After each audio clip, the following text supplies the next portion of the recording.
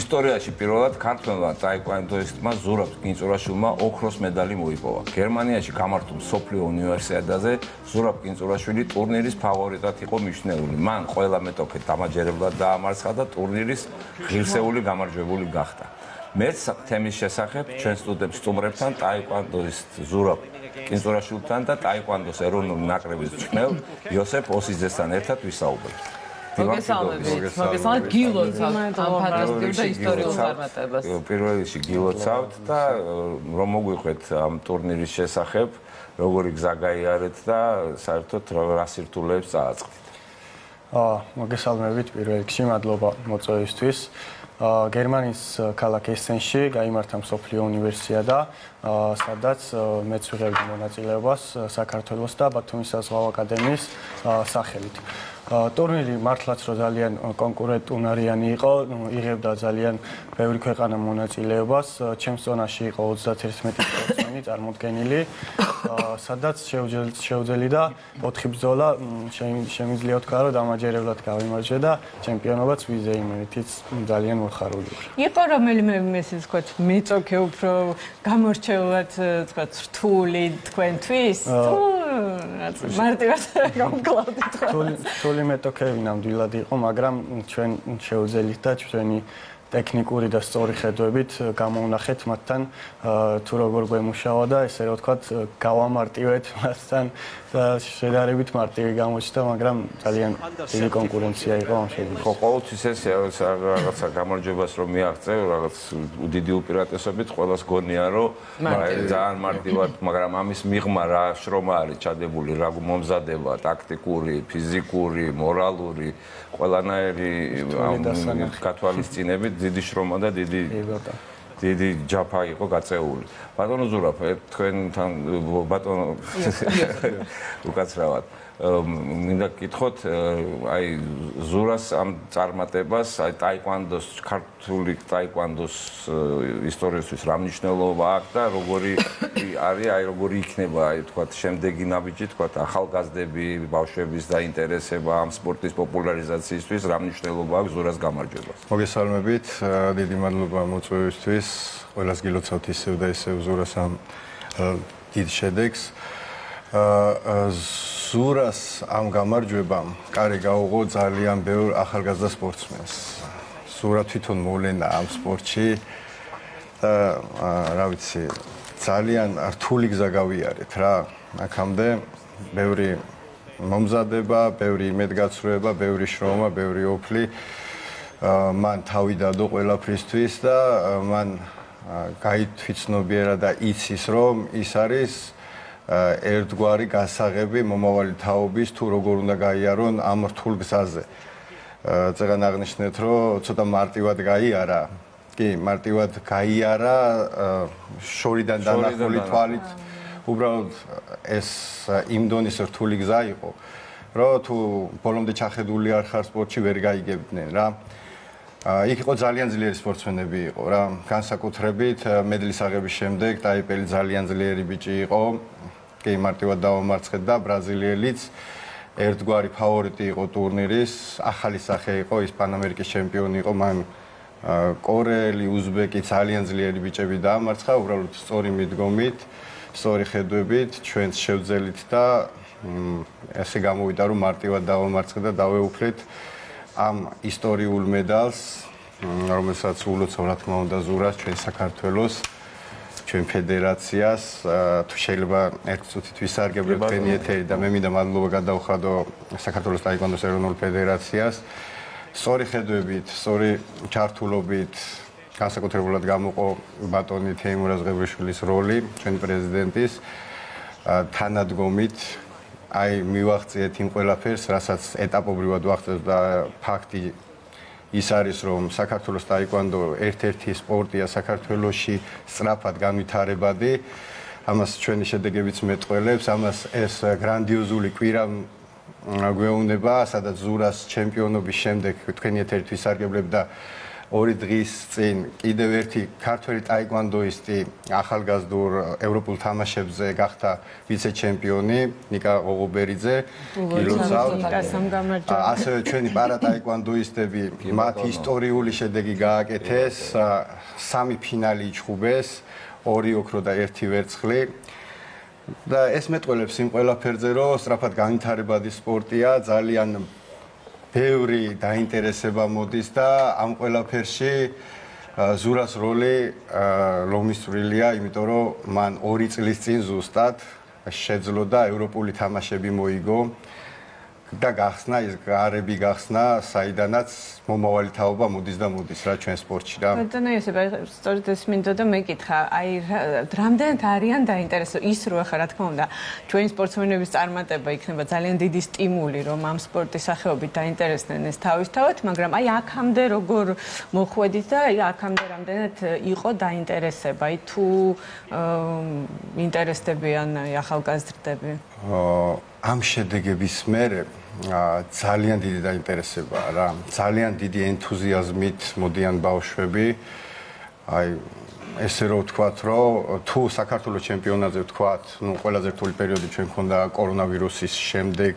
დაიშალა ზოგი წავიდა, ზოგი იმასგან და აი თითქმის გაპარტახდა რა ეს ყველაფერი, მაგრამ საქართველოსზე თუ 200-300 ბავშვი მონაწილეობდა, ეხლა უკვე 500-600 ბავშვი გამოდის და აი ძალიან ყველას უნდა რომ იყოს ზუკა, ყველას უნდა რომ აი მიბაძოს მას და როგორც სპორტსმენი ხო დიდებული სპორტსმენია, ჩვენი ზურა მე თავისუფლებას მივცემ და ვიტყვი რომ საქართველოს ისტორიის დამწერია ტაიკვანდოს სფეროში, ასევე არის ძალიან სამაგალითო პიროვნებაა რა.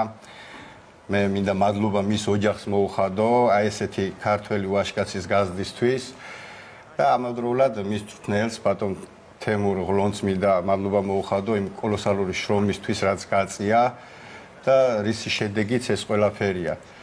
ჩვენი სპორტის სამინისტროც ძალიან გვეხმარება.